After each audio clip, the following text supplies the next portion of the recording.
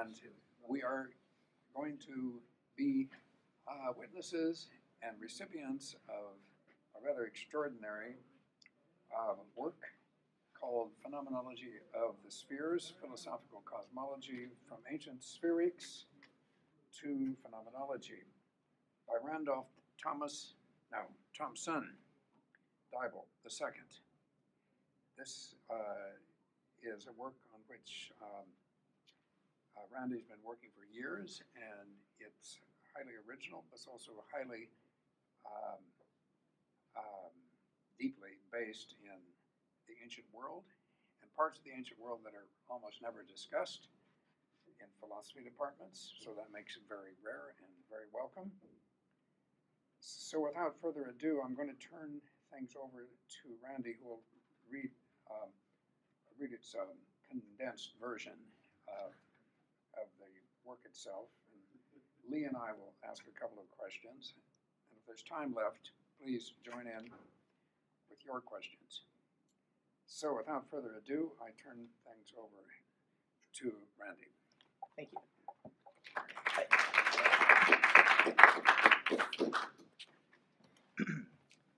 Ancient Greek observational astronomy was known as the science of phenomena and was supplemented by the mathematical science of spherical cosmology known as spherics. Spherics has a privileged place in philosophical cosmology and first philosophy.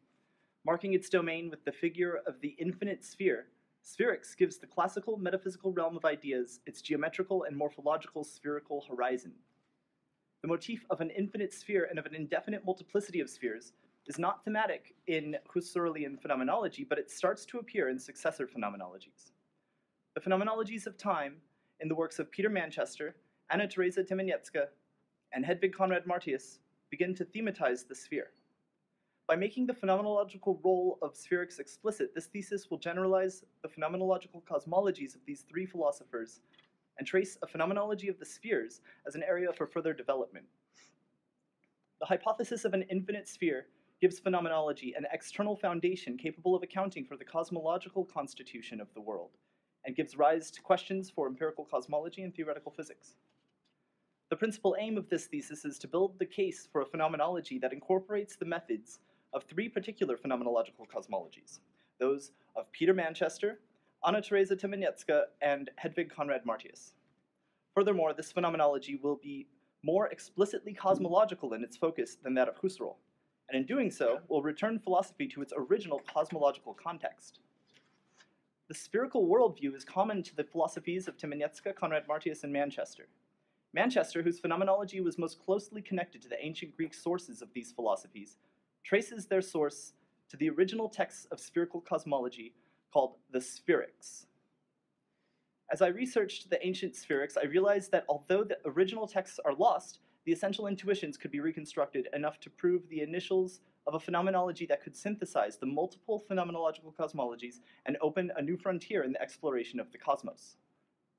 The hypothesis of an infinite sphere already provides a tremendous leap forward in the vision of the intercoherence of forms and of cosmic harmony. The phenomenological developments of these three philosophers is described in the thesis, with special emphasis on the insights they give rise to. The insights are nodes of harmonization of our fragmentary worldview, calling for expression in the ancient economy of a harmony of the spheres. This is the aim of a phenomenology of the spheres. This is Section 1, Philosophical Cosmology. After the famous triptych of the sun, line, and cave in the 7th book of the Republic, we find Plato's discussion of the training of philosophers in the mathematical sciences propedeutic to dialectic. Here, the sciences are organized to show the way to the highest teaching, showing the soul the way to the highest end and aim of philosophy, the form of the good. The science of astronomy appears multiple times in the short list of 5 sciences. First is arithmetic, second is geometry, third is stereometric astronomy, fourth is what he calls true or real astronomy, to Onti de Astronomicon at 530 A3, a general and pure kinematics, and finally fifth, harmonics. The astronomy discussed here can also be seen in the 10th book of the Republic, the 10th and 12th books of the Laws, in the Timaeus, and in the Epinomis. In the Epinomis, the Athenian identifies astronomy as the highest teaching, which he admits is perhaps a surprise, and so asks Clinias, Are you unaware that the true astronomer must be a man of great wisdom? The role of astronomy as a model science for the soul's engagement with the forms and with the form of the good in the higher realm of the Ide is pervasive in Plato's written dialogues, and is perhaps nowhere more obvious than in the Timaeus. The cosmogonic myth, described by Plato's Pythagorean Timaeus, is, among the exoteric texts, the model for the Platonic worldview. The spherical total cosmos as a living thing that generates the elements of the physical world mathematically. Stereometric forms composed of certain numbers of triangles within the cosmic horizon. Most importantly, for the interests of this thesis, Plato's demiurge orders the universe by thinking it into existence, making a, quote, moving image of eternity, an eternal image moving according to number, of eternity remaining in unity, and this image we call time, 37d. As much as Plato is associated with idealism, Aristotle is associated with empiricism, and this distinction is reinforced, to take just one example, by their doctrinal differences regarding the ontological status of the Ide. Their differences give the Neoplatonic tradition, beginning with Plotinus, no trouble in harmonizing their views, however. But the matter of the divergence of Plato and Aristotle is highly contentious. Peter Sloterdijk illustrates the perspective that classical metaphysics as ontotheology is also philosophical cosmology. The second volume of his Spheres trilogy is a comprehensive catalog of the paradigm of the sphere in the history of philosophical ideas. In this book, he claims there are two sphere traditions, a macrospheric, theocentric one stemming from Plato, and a microspheric, geocentric one stemming from Aristotle. But the opposite view, which in contrast we could call Aristotelian Platonism, is represented by the three phenomenological cosmologies studied in the thesis. For these, there are numerous ways that the individual differences between Plato and Aristotle are in harmony, as well as the tradition or traditions proceeding from their influence. For this position, the Platonic cosmogony and cosmology is in harmony with the more or less explicit ether theory of Aristotle's physics, metaphysics, and on the heavens. Aristotle's unmoved mover is like Plato's demiurge in many ways. There are many ways to read the particular doctrinal differences between Plato and Aristotle as continuous. The specific topic that concerns Peter Manchester most, and which Conrad-Martius begins her 1954 book, De Sight, with, is Aristotle's treatment of time in Physics, Book 4. Here, Aristotle distinguishes his view from Plato and the Pythagoreans, whom he describes as holding time to be the movement of the whole, or of the sphere itself, at 4:10. Whereas for Aristotle, it is, quote, number of movement in respect of the before and after, 4:11. Perhaps we could at least say there is an iota of difference between Plato and Aristotle. The division of the Western metaphysical tradition into two parallel and overlapping but non-coincident spherologies is in any case a useful pedagogical device for exploring the history of philosophical cosmology. Another interesting division of the history of philosophy is the astronomical context of the Spherics. There was a sharp division between a science of phenomena and a science of the sphere. The obvious interest for contemporary phenomenology is the implicit place for a contemporary science of the sphere in phenomenological scientific philosophy. Echoing the distinction between these two sciences, that of phenomena and that of spheres, in the posterior analytics, Aristotle develops his architectonic of the sciences in terms of a distinction between fact and reasoned fact, regarding the investigations of different sciences into problems relating to one another as subordinate and superior. As when, he writes, optical problems are subordinated to geometry, mechanical problems to stereometry, harmonic problems to arithmetic, the data of observation to astronomy. End quote. The choice of superior sciences in the context of the distinction of mathematics from empirical sciences is an echo of Plato's short list of sciences propedeutic to dialectic, but in the form of Aristotle's distinctively empirical scientific philosophy. The facts of astronomy are the data of observation, i.e. the phenomena. The reasoned facts of astronomy are the first principles of spherical cosmology, which, according to the tradition, starting with Eudemus, are designed to save the phenomena. With the emergence of logos from muthos, the justification of phenomena is mediated through the law, nomos, and order, cosmos, of the sphere. According to Aetius, The first to describe the universe as a cosmos was Pythagoras, and Aristotle attributes the identification of air, suke, life, air, A-E-R, the eternity of their motion, and the discovery of the order of the cosmos, of the movements, to the Pythagorean Alcmaeon at De Anima 1405a. Like the other exact mathematical sciences, contemporary astronomy is still, despite all its differences, indebted to certain definite paradigmatic foundations formulated by the Greeks and treated by the philosophers. Today's sciences are shaped by a naturalistic attitude very different from the astrological vision of the ancients. But as in mathematics, the definitions and paradigmatic theorems of Euclid's Elements and Diophantus's arithmetic, for example, are still the standard today. Part 2, the lost 4th century Spherics. The astronomy of Plato has as its standard the lost pre-Euclidean astronomical texts of the 4th century, but echoes of this lost work can be seen in the surviving texts of Autolycus, Euclid, Theodosius, and Aristarchus, which were collected and passed down by Pappus of Alexandria. These surviving texts have in common a description of mathematical astronomy that builds on the insights of observational astronomy, but distinguishes itself from the latter by positing the full spherical context of the apparent motions of heavenly phenomena. We can call this the hypothesis of the sphere. These ancient texts describe their subject with the convention of distinguishing a science of phenomena from a science of the first principles supporting phenomena, in this case, a science of the sphere. This can be seen already in their titles. Autolycus's On Risings and Settings, Observational Astronomy, Autolycus's On the Moving Sphere, Spherics, Eudoxus's Kindred Researches in Spherics, lost but mentioned by Dietrich Monke's student Joseph Hoffmann, Euclid's Phenomena, which is a Spherics, made use of Eudoxus's lost text, Theodosius's On Days and Nights, Observational Astronomy, and Theodosius's Spherica, which is a Spherics. Sir Thomas Heath devotes 6 pages of his A History of Greek Mathematics, Volume 1, to making the case for a lost 4th century textbook on spherics, by comparing similar propositions from Autolycus's On the Moving Sphere and Euclid's Phenomena.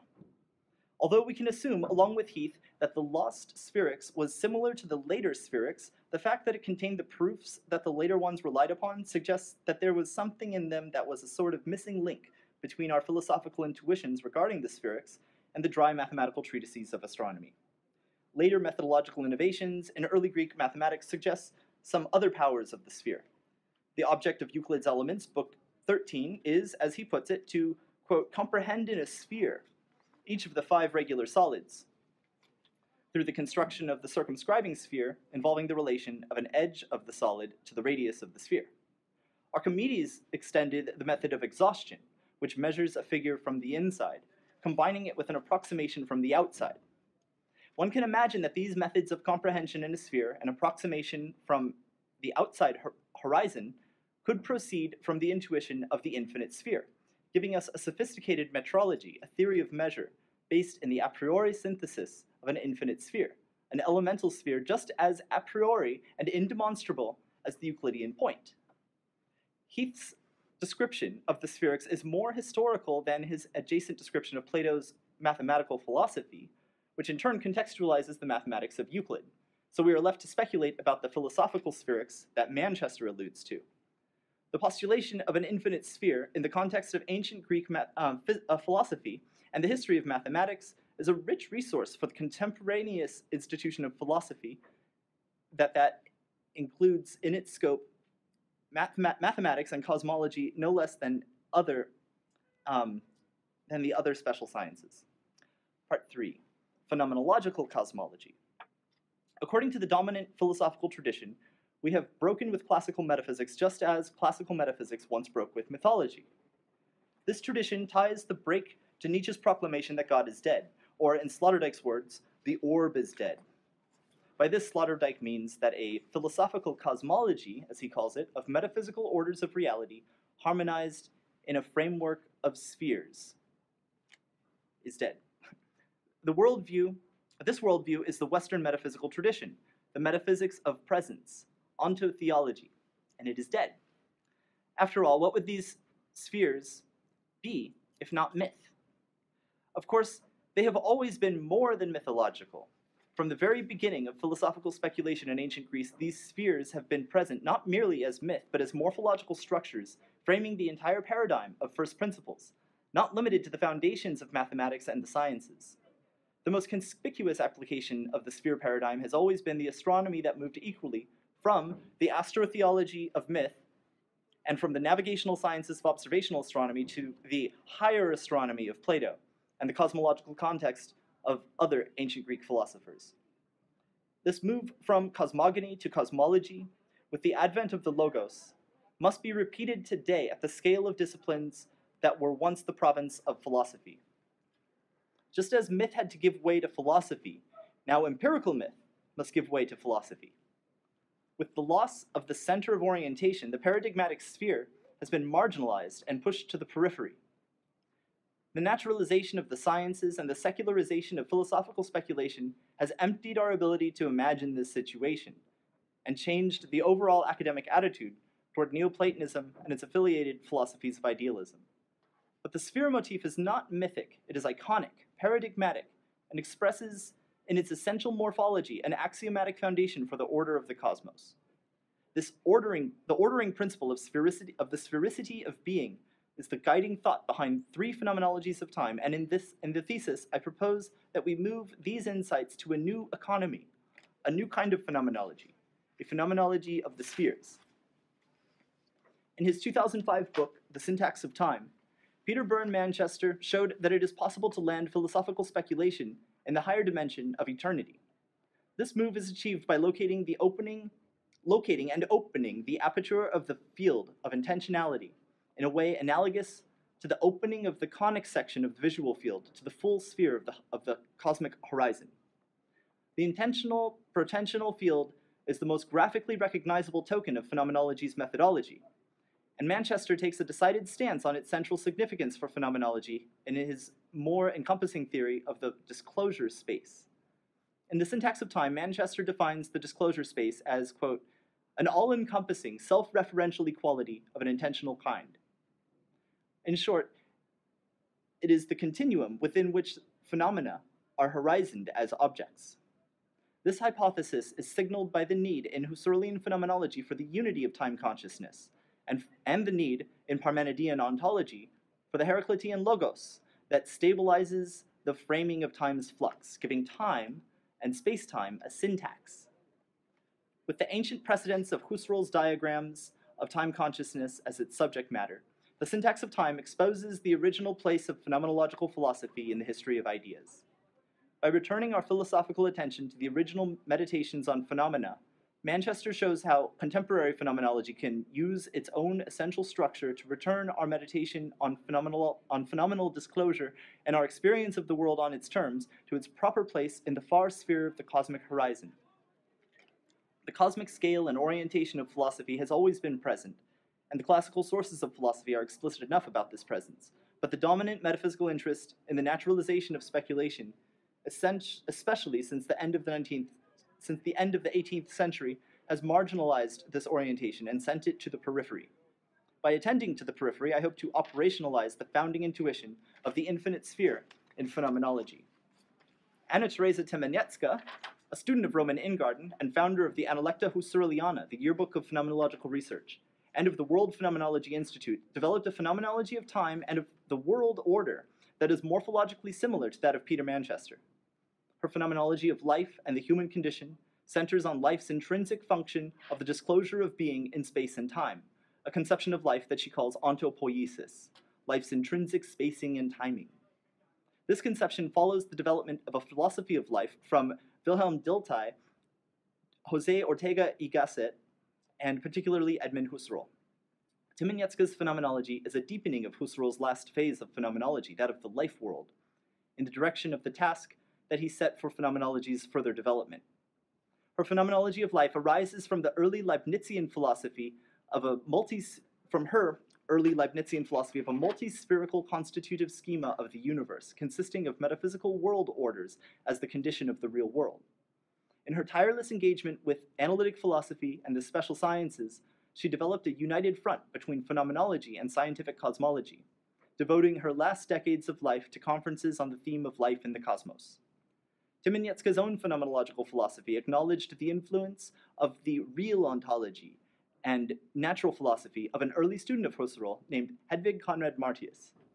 Tymieniecka heroically embraced a recognition of Aristotle's prima philosophia as philosophia perennis, aligning her deepening of Husserlian phenomenology with the spirit of Conrad-Martius's profoundly mystical phenomenology that is simultaneously a rigorously analytic and realist metaphysical philosophy. When I found that the later work of Conrad-Martius, not mentioned by Tymieniecka nor studied in the Anglophone world aside from one 1972 dissertation by James G. Hart, had already confirmed the spherical worldview that Peter Manchester opened up, I was certain that this motif of an ancient and perennial wisdom, marked by the emblem of the sphere, needed to be shared in the world of philosophy. The hope of the unification of science in the modern world and the desire for an increasingly global metaphysical paradigm indicates the value of a perennial scientific philosophy. The spherical architectonic offers at least this much. Thank you. Thank you.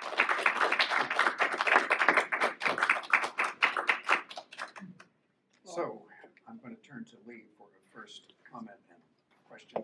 I think that the summary is a really good way to clarify some of the stuff that I don't think I followed entirely in the longer work. And so I urge you to adopt this particular style when you go back to rewrite for a final version of this. I'd like to start in a really simple kind of way. So I brought with me a sphere. Unfortunately, it's an advertisement for MetLife, but I suppose that fits too. It's a physical sphere. It's not really a geometrical sphere. Right. Now, when you move from a sphere, from a physical sphere to a geometrical sphere, you still have something you can imagine, right? So if I put this back in my pocket and we just imagine a sphere, we're going to have to probably define it in terms of solid geometry and talk about how it could be constructed by spinning a physical circle or something like that, or a conceptual circle. What I don't understand is how you relate that to an infinite sphere, because it seems to me that once you hit infinity, you're saying that the sphere is no longer limited in any way. What's no longer limited in any way seems to be impossible to imagine and therefore impossible to use phenomenology on. And that's sort of the problem I have with proceeding ahead the way you do. I'm not surprised you turned to time because in one sense, I suppose, well, maybe not, but maybe it's more imaginable. And we have various ways we imagine time. I don't see how something about the infinite sphere or all these spherical bubbles within it, I don't see how they can be an object of phenomenological analysis, because I don't think they're imaginable. Once you've lost what's neither imaginable or conceptual, then it seems to me that phenomenology has to fall silent. What do you think about that? Yeah, I mean, this is definitely something that I think about a lot, obviously, as I proceed in these things. So the first thing that, I'll bracket the question of phenomenology per se for just a moment. I'll go back to that. But the first thing I notice with this idea of the infinite sphere is that the center and the periphery are these two parameters that are absolutely liminal.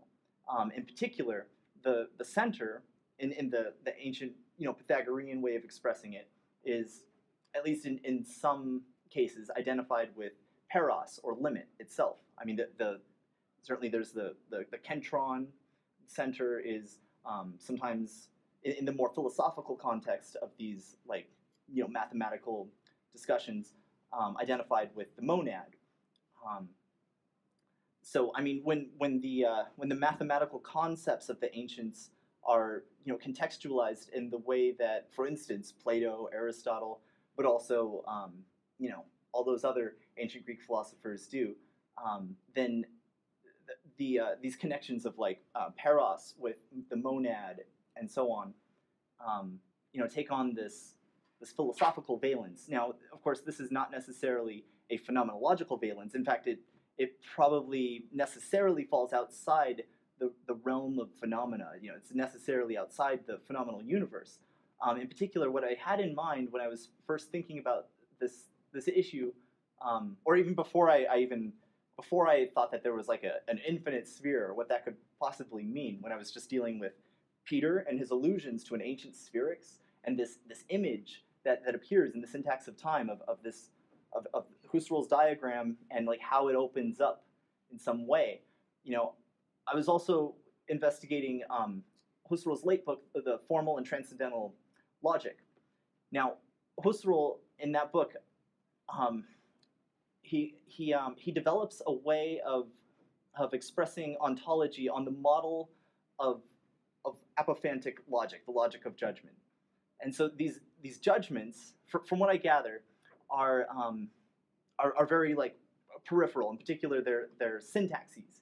He says a theory of pure syntaxes in the appendices to the book and throughout the book a little is what he's getting at in this mode of research. Now, I admit, further study on the formal and transcendental logic and its relation to Husserl's, laying out a project of phenomenology is certainly an area for me to further develop these thoughts. But what I decided to go ahead with the postulation that this spherics, definitely does have a place, perhaps not in phenomenology, but intrinsic to phenomenology as the framework of phenomenology, much like ontology is in a way framing phenomena for Husserl. And I mean, I think it's natural that if there are these like concepts of a science of being and of a science of phenomena, perhaps even like in the way Goethe has a phenomenology that's just very like empirical in a certain respect, having to do specifically with our experience of like phenomenology of color, and of what appears, what discloses itself as phenomena. Then the ontological question, is definitely there. It's just it's outside of that sort of phenomenological practice.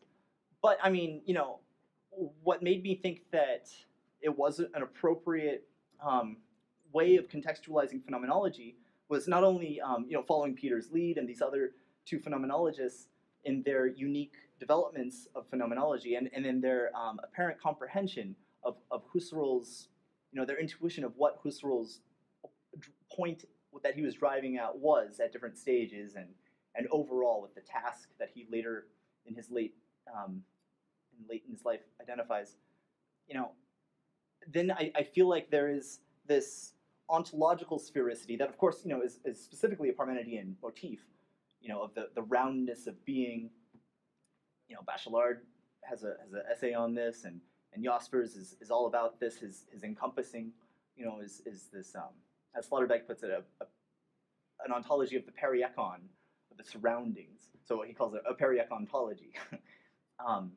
There's plenty of interesting ways to bring these together, but what I'm, but it's still a problem. I mean, in the sense of there's still more to be probed and to find the necessary relations between phenomenology and ontology, and phenomenology and an ontology that is spherical.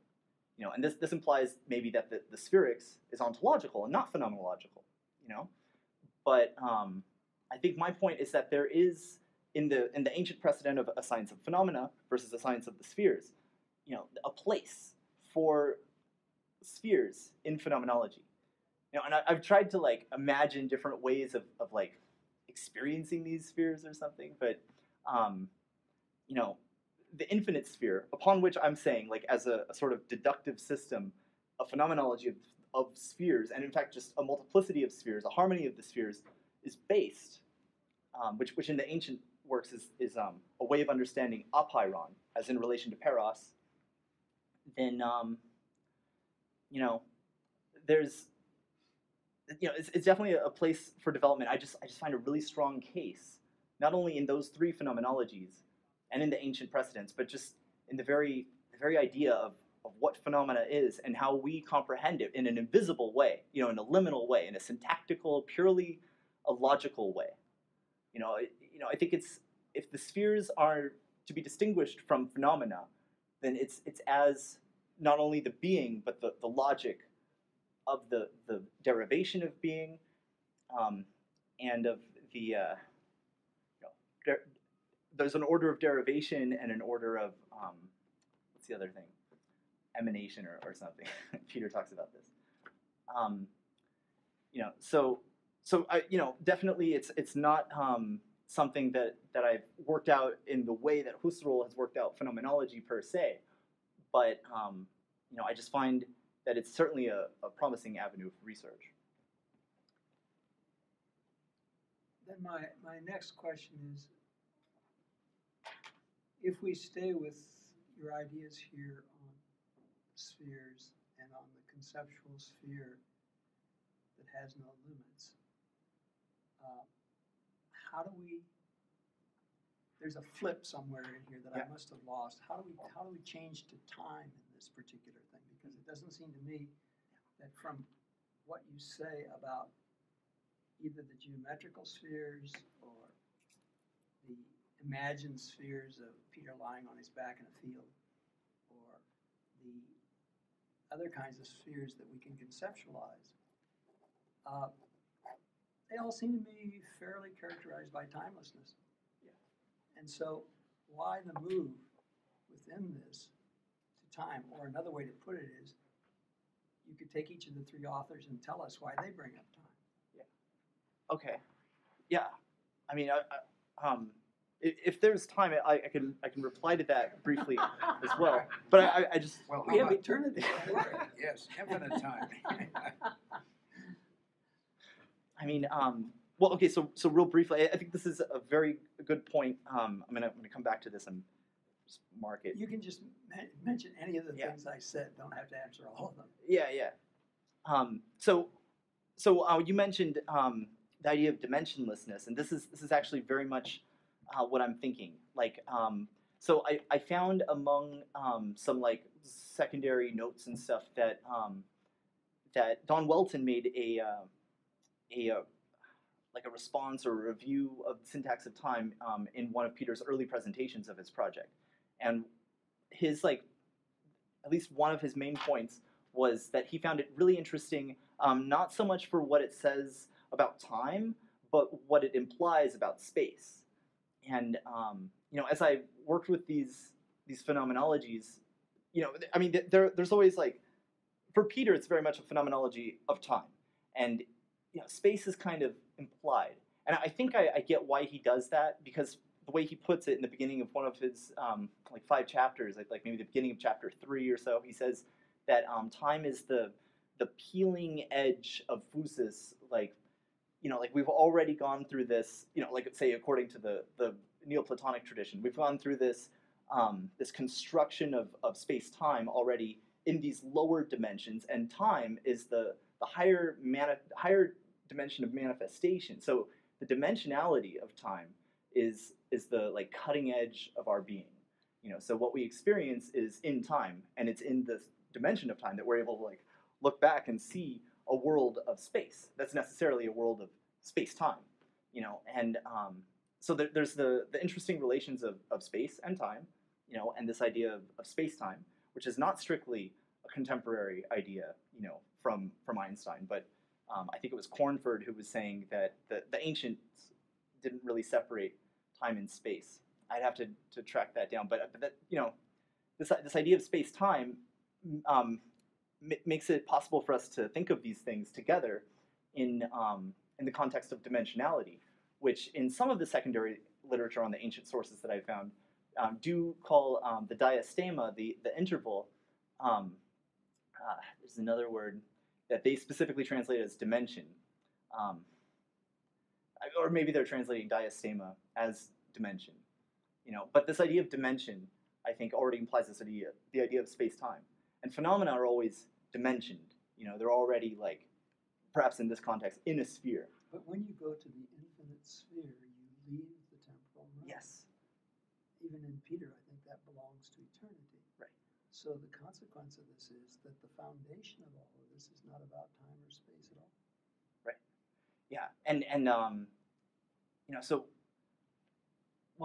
this is a really interesting point. But I just want to mention that on this point, what made me really start getting what's going on here was when, like about a year ago, I gave a talk on Hedwig Conrad-Martius's category of this higher dimensional realm, or some other sort of space-time that she calls a Pyrrhic space-time. She has these two other categories, aeonic space-time and a Pyrrhic space-time. And of course, these are derived from the ancient sources, where there's this distinction between chronos and aeon, and between maybe like the way we experience phenomena, the space-time, or something, just something very general against this apeiron,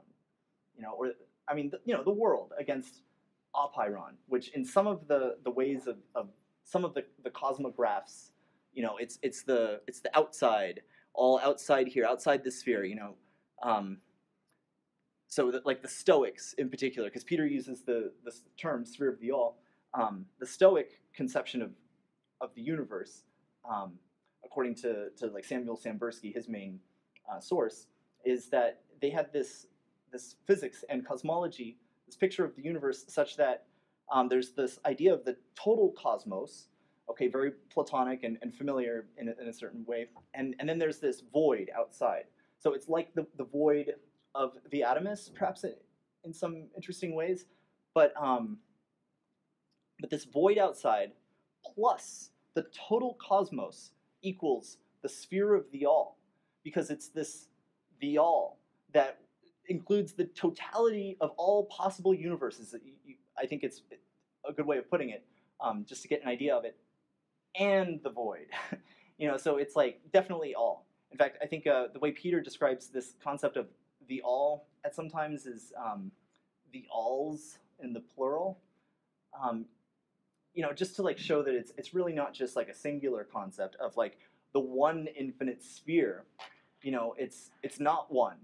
I think this is an important distinction that's not always, it's maybe it's a confusing point, but in the ancient context, the distinction between the one and the form of the good is not always made clear. In fact, many people say that like what Plato intended in his theory is that the one, and I don't know how the threefold schema of like the participated one, the unparticipated one, fits in with this, but certainly the unparticipated one, the radically one, like the limit thought experiment of the one, paros in this big sense, is not the one of the infinite sphere, because there's this multiplicity, but not like a numerically multiple, But I'm losing myself here. Let me try to focus it just a little bit by asking you.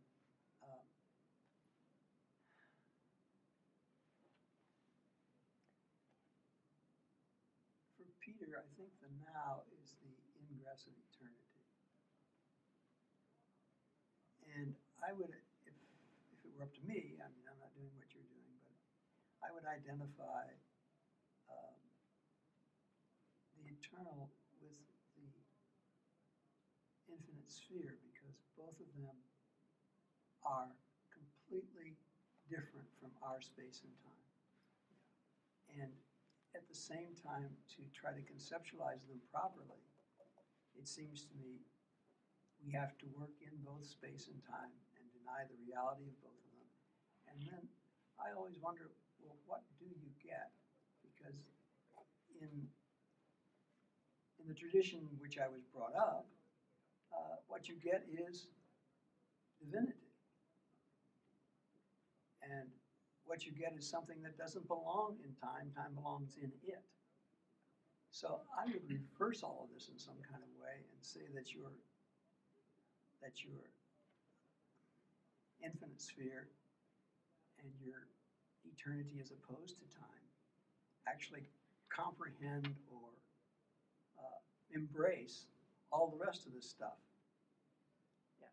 But I think it's important in trying to lay it out so that people who aren't used to it, which is most of us, can get it, is to lay it out in terms that distinguish really clearly what you can imagine, what you can't imagine, what you conceptualize, what's beyond conceptualization. I do not believe that an infinite sphere can be conceptualized because you're calling it infinite. I think it's more like poetry. It's an image that falls apart because you're calling it a sphere, but you're calling it infinite. Well, when you have an image that falls apart, then you have to watch out really carefully in philosophy because you're probably no longer doing philosophy. That is to say, most of us are lousy at doing things that aren't conceptual. We have enough trouble with concepts. We're best when we're doing nice concrete things, just like cutting the grass like everybody else. So I'd be really cautious about all this. I think that your enthusiasm for it bowls me over. And I can't tell you how much I appreciate that. And I'm sure there's things here that are beyond me. But I'd like to see you order them in a way that neophytes could follow along the path that you're laying out. But that's enough for me. Why don't you talk? Thank you. Okay, Al, thank you very much. What Lee has brought up leads me to a different question than I would have asked. It seems to me that what, Randy, you basing yourself upon Conrad-Martius and Tymieniecka and Manchester really calling for is a mode of philosophical understanding. I'm choosing that word carefully because I want to argue that it's neither imagination of things which clearly exceed what we'd call intuition of any sort that would be able to be schematized and sketched and written down. So it doesn't really belong to a lot of what Lee's talking about. Has clearly tried to argue that the infinite sphere is not in the realm of anything like concrete imagination. It's also not merely a matter of conception. In one sense it is, you could give a definition of infinite sphere, but it wouldn't get anywhere. It would be rather redundant. So it seems to me that what you're driving at, thanks to your very intensive and deep work on these three thinkers and their embeddedness in the ancient world, is a third power of some kind. Here's an example of where the third power would, so far nameless, because I don't know what the proper name would be. Cosmic understanding, maybe, something like that. There's a clear tension between your being drawn to terms like liminal and peros. These are end states or limit states on the one hand, for what is actually, however, boundless as apeiron. And when Jaspers says, being appears to be of itself round, von sich rund, then I think he's implying and drawing us and tempting us and challenging us to think of a kind of roundness, which is neither merely imaginal nor merely conceptual, but some third thing. So that what we normally call boundaries, edges, limits, they themselves are no longer things that we could draw on a board. Or in any case, those representations would be debased efforts, sketches, tentative efforts to approximate to what is itself not actually available to us with ordinary cognitive and epistemological equipment. And so, I mean, this is very exciting. This is one reason I think the project is so terrific, because I think we're really moving ourselves beyond the bounds of possible experience, to use Kant's term, not into the impossible, but into something that is surely, there's a tradition of this. People talked about it. They wrote about it. Now you're writing about it. You're writing about something that I think actually does bear a challenge today to us to imagine what you know, what kind of faculty, I'm searching for terms using these old inadequate terms, what kind of faculty, which really means power to make the term faculty, how would you finally come to characterize this in terms that are not borrowed directly from the ancient world or even from Peter? I guess I just want to challenge you to re-express what does seem to be called for here. That is a way of reaching beyond the phenomenal realm, through it, not against it, not simply metaphysically defying it, but somewhere on the other side of it. Yeah. And then with what power are you able to do that? You, meaning either your own thinking about this or possibly, let's just restrict ourselves to Manchester's work, since your thesis is a wonderful tribute and a powerful reminder that Peter Manchester was an absolutely brilliant member of our department, and we miss him terribly. And you've really brought out dimensions that I haven't fully seen myself, I have to admit, although I know him well. So it's a wonderful tribute to Manchester. But what about Dible? And what about your answer to what I'm calling this third power? Yeah. Well, it's more of a challenge than it is to, talking about your text, which I've read carefully, but I don't want to quibble. I want to Dible. Thank you. Right, okay. Okay, so I do have an answer that comes in one word, but then it gets all technical and it's weird, and that is logic. Now, I mentioned it before with regards to Husserl, and indeed he speaks of so he talks about this theory of manifolds, and I think we get an image from this very designation that, this is like a contextualization of phenomena in the sense of his phenomenology, but there's some other interesting turns of phrase that he uses. Now, I have to like think about, like, this was written in German, and the translators chose the words a little carefully, but anyway, the terms are suggestive in the context of my background, actually, because I've already been thinking this stuff for a long time.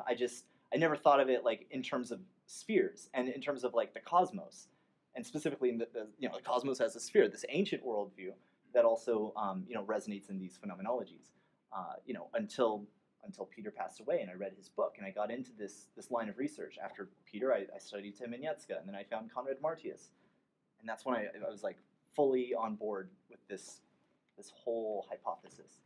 And but before all this, I was already thinking about certain things that are about this board, meaning they're not quite on the board. So, you mentioned early on, there's these sorts of paros, limits in the like really extreme sense, and also very peripheral things like the unparticipated one in the threefold schema of participation. These things cannot be represented. So what's really, really exciting to me, and has been since I learned about it in about 2001, is this new kind of mathematics, this new logic that's actually really caught on in cybernetics and systems theory. But that's and I mentioned it only in a couple pages in the beginning, a section that I call prospectus, because it's really where I'd like to go with this stuff. But I just wanted to keep this more about what it's about, because these are all already sophisticated, to put it lightly, concepts that are dealt with in these phenomenologies, and the likes of which just aren't really around, So I held off, but I do have a solution, and that's logic. Now, not predicate logic, not the sentential logic, dealing with sentences, propositional logic, although it can be interpreted for these things. Okay, so I won't like go all into it, but it's George Spencer Brown's logic of laws of form. He was a student of Bertrand Russell, and he comes from, and in fact, Conrad-Martius was influenced by Avenarius and Ernst Mach in this realism, and then Husserl was back to the things themselves, sort of like, he broke with realism for his transcendentalism at a point, but then Tymieniecka brings it back.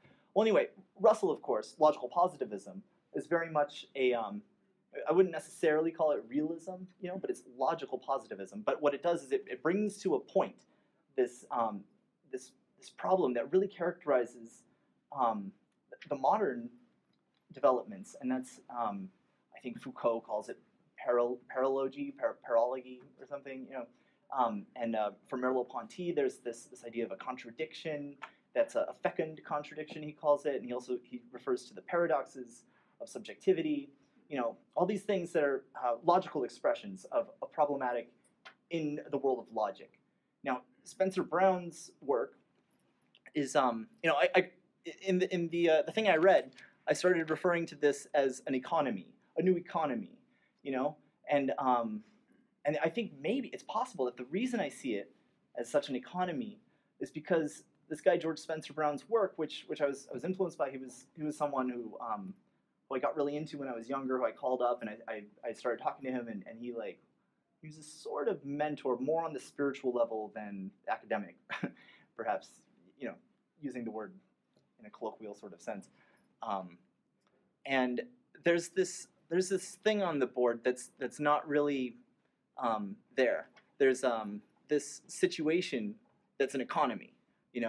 I drew this stuff up because what I find in this stuff is what could be called a figured philosophy. Yeah. Paul Ricoeur talks about a figured philosophy. There's a few others who use this term. Like you could Google figured philosophy, and you get these interesting things. But in particular, in logic, there are certain logics that are diagrammatic or graphical logics, and what they're expressing is the same logic as propositional logic, only it's in a different syntax. It's the syntax that is not tied to the syntax that what Peter calls the syntax of time, having to do with twofolds and movement on a dianoetic line, of thinking, the same line that he follows Plotinus in identifying as the way eternity falls into time. And that's what we are experiencing. We are this eternity. We are apeiron, but we fall into time. We participate in time, and that makes it real. But that's just the leading edge of this space-time that we fall into. We fall from the dimensionless into the particular dimensional continuum. So what I'm really interested in Peter, and in particular in Peter's work, and in in Conrad-Martius, is this situation at the center. I use this as the frontispiece of my thesis. There's this thing called the semeion, and he uses these two arrows going in different directions to indicate this. Now, of course, this, I just noticed in the Fate of Place, you discussed this. There's this issue in the philosophy of mathematics where in Euclid, the point, it has these different words, semeion and stigma, So the phenomena of time and the phenomena of the point are analogous in a certain way, such that they're like an indemonstrable, to use Aristotle's term, a priori necessity for what then follows it, that it's defining it with. Like, the point. We don't really know what a point is, just like we don't really know what fire is. We have limits to our knowledge that we don't even know we have, But the point is something we certainly don't really know what that is, only except by contextualizing it. In particular, the method that Euclid uses is by what's a posteriori to the point, the definition of things a priori by what's a posteriori. So he defines this point in terms of line. Well, it's the extremity of the line, or it's the limit of the line. Just like the line is the limit of the plane. Well, what's the plane? It's the limit of solid form. What's that? Well, you know what that is. So that's kind of like the method that's characterized in this point line plane. This thing Proclus calls the order of things, the processional order of things. Clearly this is like, you can find this sort of concept in Foucault, where he talks about this mythesis universalis with regard to this kind of existential analytic. But it's coming from Euclid. That's really where these things are precedented. So anyway, there's this logic of George Spencer Brown's laws of form here, right here, in this situation of the semeion inside this circle. Spencer Brown doesn't use circles in this way. He uses this thing called the unmarked state. It's actually just, it's nothing there. But there's a certain economy to the way a mark made on an unmarked state already expresses, like a Venn diagram, a graphical logic of just making a mark. In the first case, you can't see it. It's non-phenomenal. It's a limit, but it's not at all observable. So anyway, this is technical logic stuff. I mean, I'm not saying that something so technical doesn't have a place in this crazy philosophy, this phenomenological cosmology. In fact, what I'm saying is it does. There's this situation right here. He even uses the same graphical figure, and it could be that this figure is coming from Euclid. In fact, from like early on in book 2 of the Elements, he's talking about the gnomon, and the philosophical context of the gnomon shows that there is actually a really profound philosophical significance. But Spencer Brown is in fact expressing a Pythagorean mathematics. So the like mystical mathematics. When you look at these things, you find this situation. There's this originary situation of, well, there's apeiron, or the unmarked state, or an unmarked space, but it's a dimensionless space. So it's not like the space you see, like the blank part of the page. It's what's meant by the blank part of the page, relative to making a mark. So what this has to do with, and this is often discussed in the context of Peirce's philosophy, because he has this stuff called existential graphs, where it's basically the same thing. In fact, the precise word for the relationship between Peirce's existential graphs and Spencer Brown's laws of form is they're isomorphic. They have the same structures, and the situation is that there's this unmarked state, and then we hypothesize making a mark in it, and then immediately the consequences are a calculus of the ways of indicating that mark. So you never have the mark. In fact, for Spencer Brown, there is no mark. And because all the universe depends on these ways of indicating, which is like for Husserl, this pure syntaxes, where they're not syntaxes like punctuation marks. In fact, it's not the stigma or the mark or characteristic, the Merkmalen way of looking at it. Right. It's the semeion, the way of indication. And indication is something that Husserl indeed talks a lot about.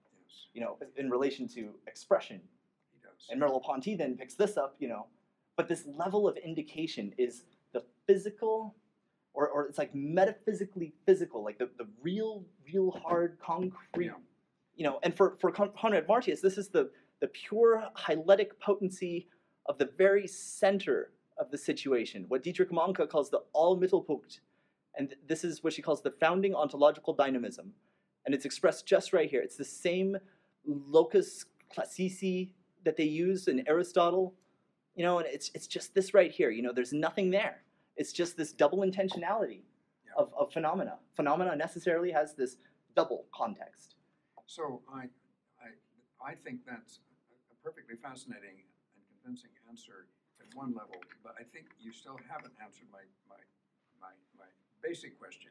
So I'll return to this, and this will be my last question. What is it in us that allows us to comprehend, to understand, to follow what you've just said, even if we don't know, let's say, the laws of form, Right. Spencer Brown?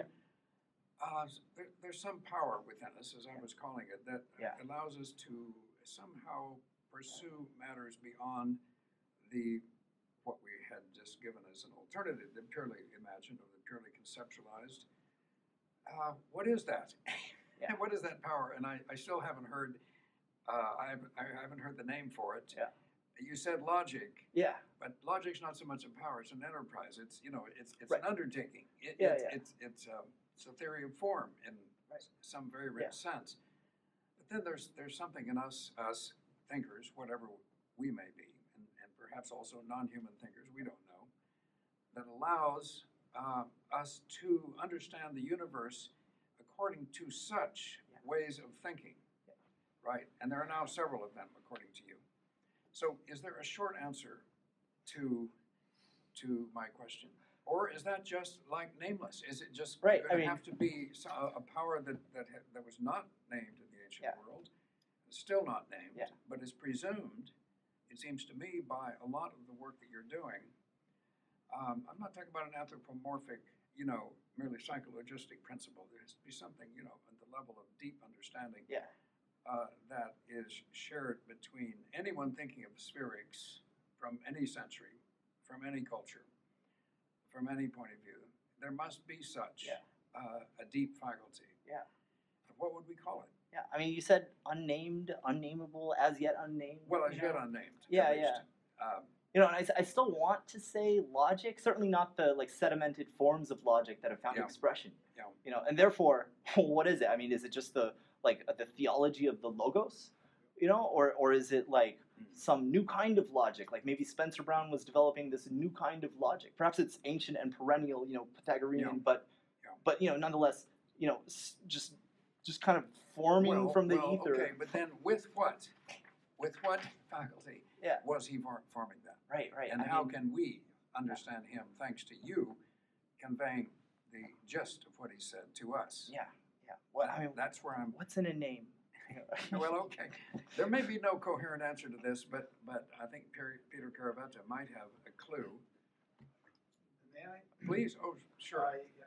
Well, first of all, this is fantastic. I love Randy's. She's all over the place in a good sense. Enthusiasm does mean being in contact with the gods. It's just stay there. Yes. I have like 3 or 4 observations. Yeah. You know, I get to the unarrateable is the last one. Okay, but the first one is I'm not sure whether when you say a limitless sphere, right, or an unbounded sphere, is that a dilemma, an enigma, or a paradox? If you can nail it in one of those 3, it should help you. Yeah. 2, can a sphere also be understood just as a semantic area, like which sphere, the theological sphere, the existential sphere? That should sort of help you. So then there's no need to have, because too many of your references, if I may, had too many based on geometry. Which is also fictitious, all invented. I understand. The point is a fiction. I tell my students there's no such thing as 100% of anything. It's a metaphor. Mathematics is what you metaphors. That's what you. I think was probably you should learn to use those.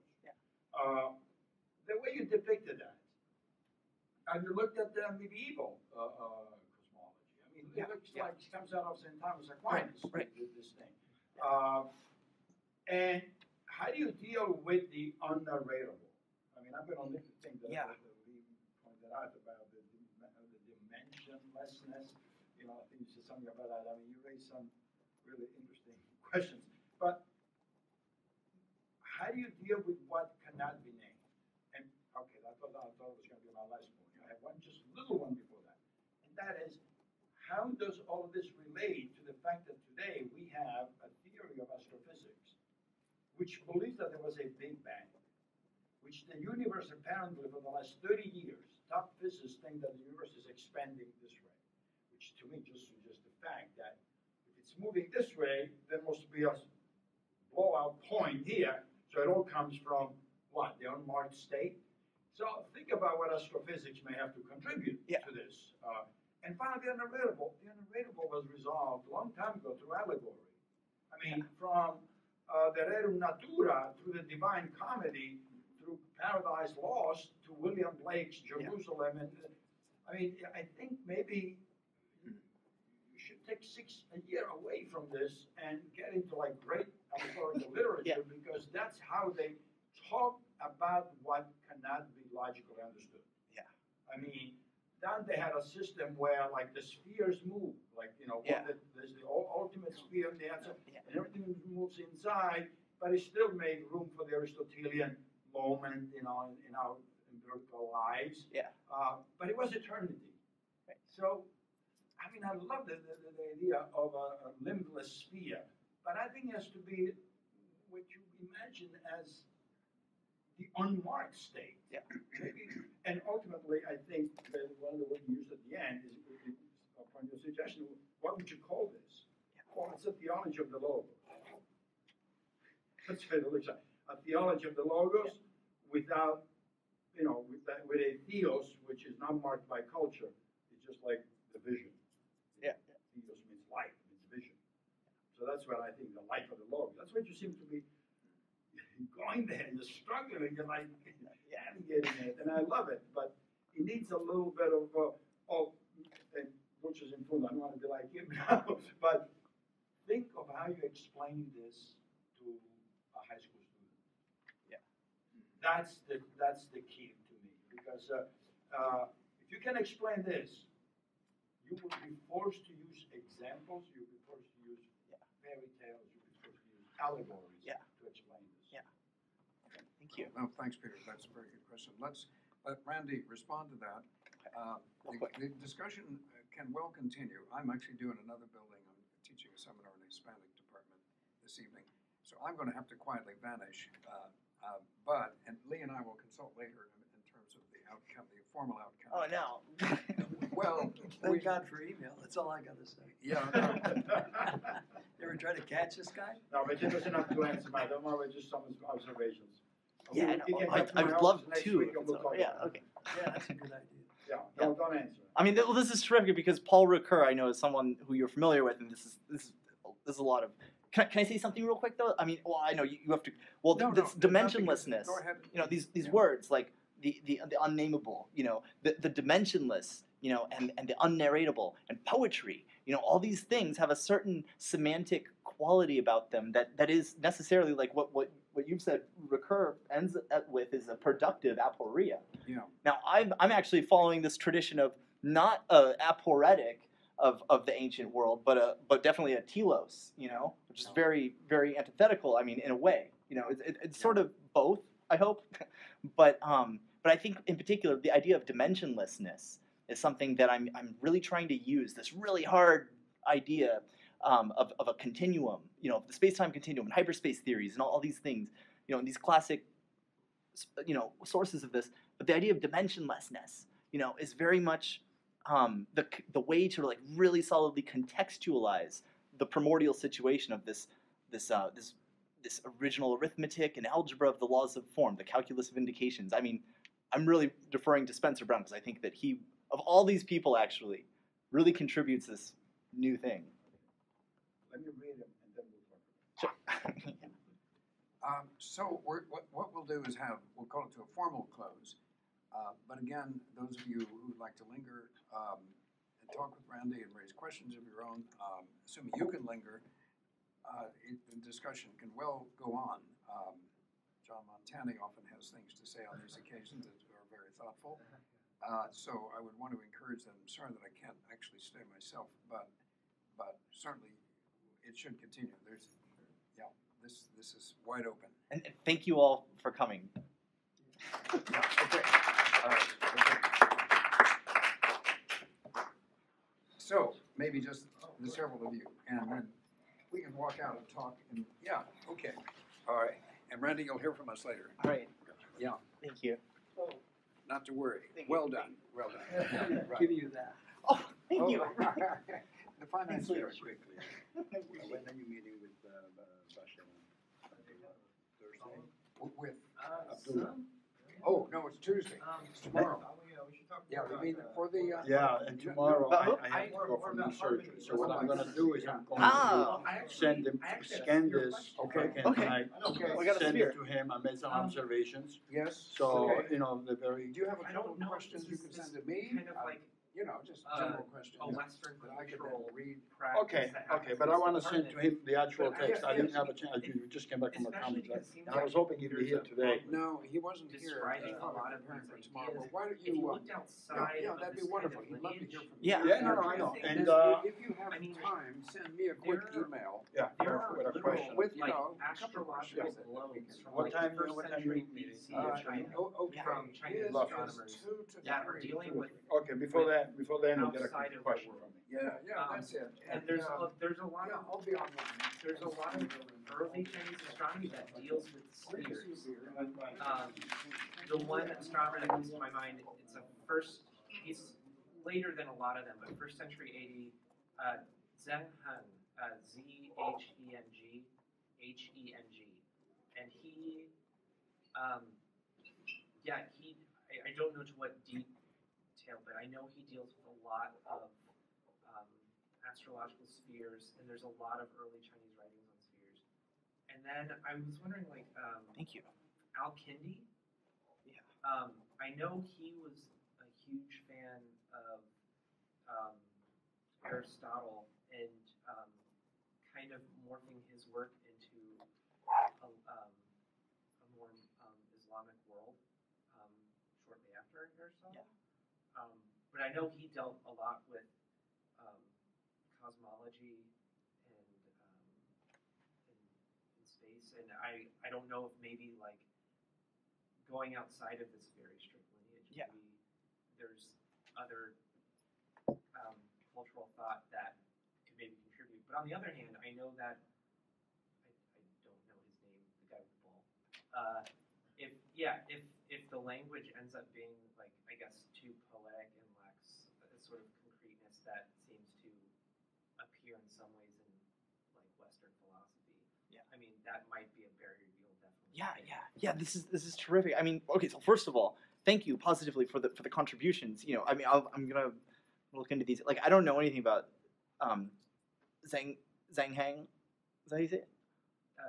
Well, I'm like completely blank on the Chinese stuff. The Al-Kindi, I'm familiar. I've had a glance at it. I mean, I'm familiar with it, but I'm not familiar with it.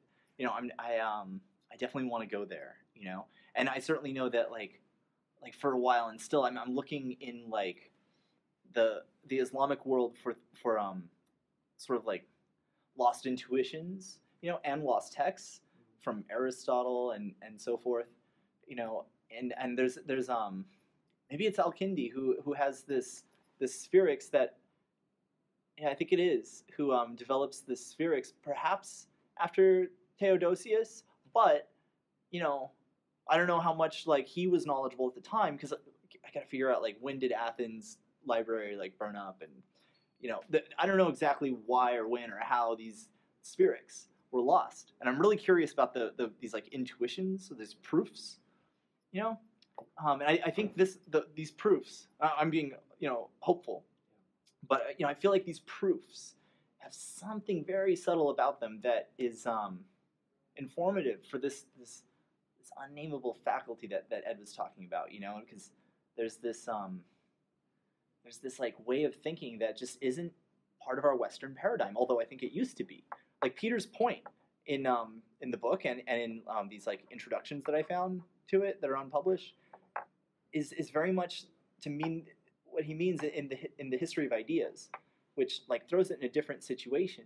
Like he talks about, he throws it in the word paradigm here and there, you know, and certainly like paradigmatics and syntagmatics have a specific, you know, functional or structural relation, you know, but what about intuition from like the vitalist sense, like Bergsonian spiritual intuition?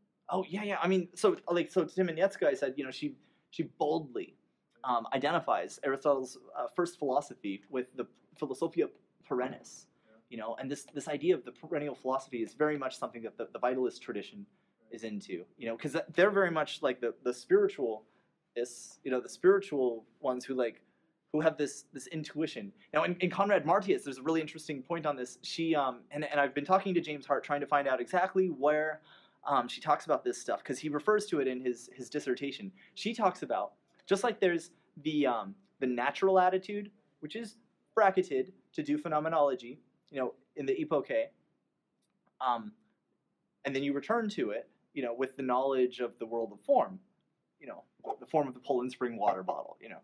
But she says that there's this other thing that is bracketed by the modern world, and that's the spiritual attitude. And what's interesting is what she has positively to say about this. She says that we have these Stielaugen, these eyes that are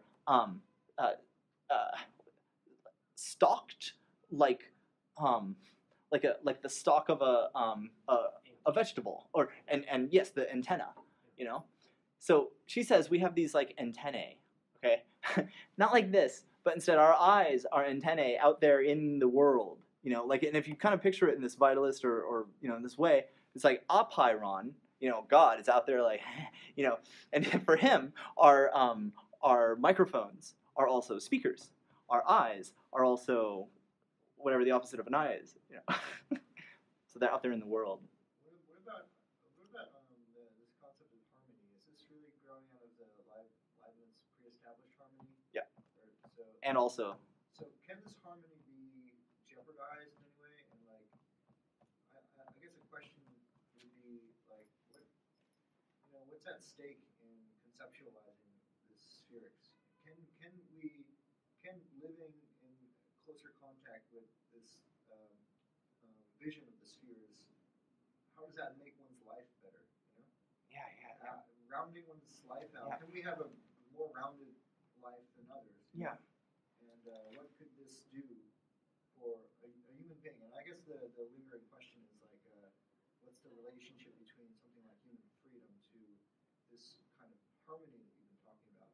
Yeah. Because human freedom, if it is at least given some degree, not absolute freedom, of course, may be allowed to disrupt or disharmonize itself with some other more pervasive order. Yeah. And, when can we recognize discordant events, and does this have, I guess, ethical implications at all? So from the perspective of the spheres, which I'm adopting, that right there is perfect discontinuity. The word in Greek is klasis, or breaking. You know, and this is what Peter talks about. This is his point. This is what the semeion is about. It's the point, like the laser pointer, of in the sense of not like a mark like left on the board, but like the laser pointer, you know, because the point of and you find this in the spiritual geometries, like what Fichte in his originary geometry calls a living geometry, in contrast to the Cartesian, he says, dead analytic geometry. This is a synthetic geometry, the likes of which we see not in Descartes, but in one of his contemporaries named Day something. It's a locus of discontinuity. Yeah, so the locus of discontinuity, Hedwig calls this the founding ontological dynamism. Now, what she means is this is dunamos. This is like the diabolic explosion of being, which was in perfect harmony, just apeiron. It's just God pouring God into God. There's nothing really happening. It's not a space-time. I mean, there's like, what she says is the apeirotic space-time is something within which nothing can happen and which cannot be traversed. So in what sense is it a space-time? Why call it apeirotic space-time if nothing can happen in it and it cannot be traversed? It's trivial to call it a space-time, isn't it? Well, what I discovered is it's not, because it's the necessary condition of harmony or continuity within which the original discontinuity that is, you know, it's not here. It's unmarked. You know, but it's the distinction that's implied by all indication. So when a mark is traced, dropping the laser pointer and employing George Spencer Brown's marker that I keep in Peter Manchester's cigar case. So the situation here is that the mark is a mark of indication, and it's left there. Okay, it's not perfectly left there forever. You know, but it's left there. Hang on one second. Hello. 1 minute. This is she's gonna ask where Lily is. I don't know why I told me. Hi, Lily's at her mom's house. Hey, you there? Hang up on her. It's a kid. The mark is left there, okay, but it's only left there for us. It's only left there, you know, for a little time. A little time that we have, we're gonna die, and the world's gonna change, you know. And so it's left there in space and time, but it's left there, you know. Space-time, in the sense of dimensioned space-time, not apeirotic space-time. That does the same kind of function actually, but in a much broader sense, which I'll get into, just by clarifying the local situation. Our region of space-time, this like four-dimensional continuum or whatever, you know, this is where it holds things. It's a container, a Trager, Conrad-Martius calls it, a container. Now, this infinite sphere, in the tradition of the history of ideas, this is a continens, where the word continent comes from, and continents, you know, and it means it contains. Jaspers calls it the encompassing, and this is very influential for Paul Ricoeur. You know, but Jaspers is one of the last sphere thinkers. But so, as a container, like a water bottle, like a Poland Spring water bottle, you know, it holds that stuff, just for a minute, you know. Really, water belongs over here. Water doesn't have its, quote, proper place in the ancient worldview. You know, they didn't really think that, like, the Earth, I mean, they in a way they did. There's like it's not, I don't think, like Peter was saying, it's purely metaphorical, because there's more than that, you know. The spheres aren't just metaphorical, you know, they're also morphological.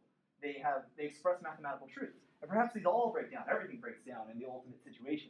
There's nothing, you know. And no continuity, no harmony, because that's all relative to there being disharmony. The stuff outside the board, you know, is as fictional as the stuff we put on the board. You know, the world of animation is not a real world. You know, I really stretch the imagination to say that like, you know, the world of Roger Rabbit is really like an animated world that's out there in you know, some far off region of not this galaxy, or not even in a galaxy, but in some, you know. But then again, maybe it is, because we're real, right? We experience ourselves as real. You know, what makes something real is the interdependent relations that hold it together, that holding, that Trager, the holding that the word validity in German still holds the same concept, Greif, you know, a concept. Can that be jeopardized then? Can it be jeopardized? Yeah, perhaps by ending the world, by bringing about this apocalyptic fictional tale of the economy. You know, this higher economy stuff. You know, I think this is like revelation shit. I mean, you know, don't tell them I believe this. But, you know, the situation is that, as George Spencer Brown says, and he illustrates this, he said that in England, when he was a kid, or in the 60s or whatever, that there was like this program where this astronomer would go on every week. You know, it's like Cosmos, you know, and the astronomer on one of the end of the episodes, he got like a letter from the reader who was like, you know, why is there, basically the perennial question, why is there something rather than nothing? And he's like, it starts fading to dark, and he's like, is there anything? And this was like George Spencer Brown's way of illustrating the dark moving expression of that truth, that there is nothing. You know, I don't call it nothing. I think it is like nothing. It's just as much nothing as the infinite or the unmarked state. You know, I think what it is perhaps best formulated, just like I'm trying to reach for an idea of dimensionality that contextualizes this situation that we're in, you know, where forms are interdependent, the pratitya samutpada of Buddhism, the principle of codependent origination of form. You know, the situation is that there is nothing. It's a beyond of being. You know, so indeed, like Peter Carvalho was saying, there's this like apophatic negative theology that expresses like positive things about God that cannot be expressed positively. Similarly with logic, as with theology, there's this situation that cannot really be described, or not justice, it can't be given justice. You know, just like we never have perfect harmony. We have sort of harmony. So like the unmarked state, or at least the vision, is somewhat apocalyptic, and it constantly threatens the marks of the state. Is that what you're saying? It threatens the reality of the indications because it has an ultimate reality. And this is the classic idea of ultimate reality. You know, and it's perennial in the sense that like the ancient Vedas, and then the Buddha later on, you know, and the Greeks, the Pythagoreans, anyone who can be called a mystic, you know. But anyway, here's the situation. The apocalyptic situation. Yeah. So the opposite of symbolic logic, of course, is diabolic logic, and all these things, perhaps it's fiction, but you know, I am working on expressing the unexpressed. Are you Yeah. leaving? Thanks, Randy. Thanks, Paul. I just I'll come to work soon. I just have to go to the bathroom. I'll be right back. Okay. Pretty tricked on a lot of water. I think I'm developing allergies.